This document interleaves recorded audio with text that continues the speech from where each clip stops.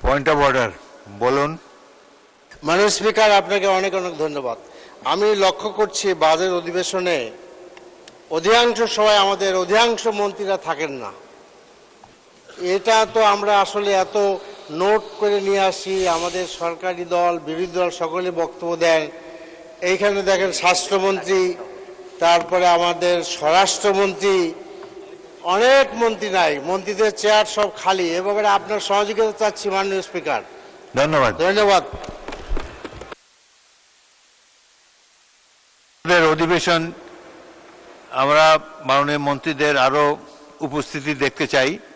শুকর করেন যে অর্থমন্ত্রী অন্তত আছেন এখানে, কিন্তু অন্যান্য মন্ত্রীদেরকেও অনুরোধ জানাবেন সংসদ সদস্যদের পক্ষ থেকে।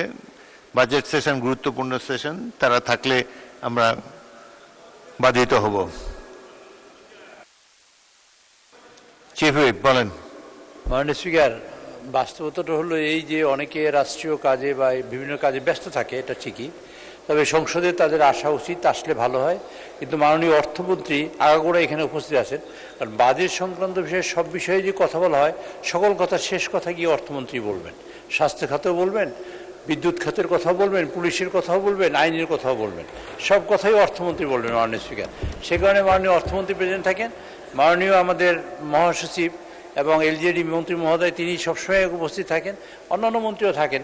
তবে আমি আশা করব অন্যান্য যেসব মন্ত্রী এখানে উপস্থিত থাকেন না, তারা যেন উপস্থিত থাকেন এবং সংসদকে উপভোগ করেন, এবং বিরোধী দল না, সরকারি দলের যেসব সদস্য যেসব কথা বলেন সেগুলো মনোযোগ সহকারে শুনেন এবং সেগুলো যেন সমস্যা সমাধানের ব্যাপারে তারা অগ্রগণী ভূমিকা পালন করেন। মাননীয় স্পিকার, আপনাকে ধন্যবাদ।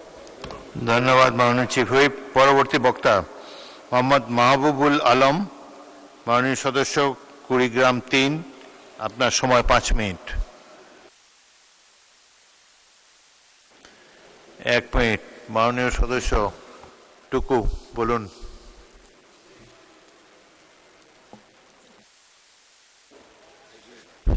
ধন্যবাদ মাননীয় স্পিকার।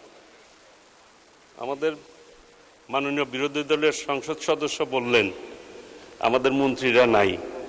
ঠিক আছে, বলার আগে যদি নিজের দিকে তাকায় বলতেন সংসদ বিরোধী দলের নেতা এবং উপনেতা দুইজনের কেউই নাই, তারাও যাতে ঠিক মতো থাকে আর বসুন। ধন্যবাদ। ঠিক হবে আর কি। ধন্যবাদ মাননীয় স্পিকার।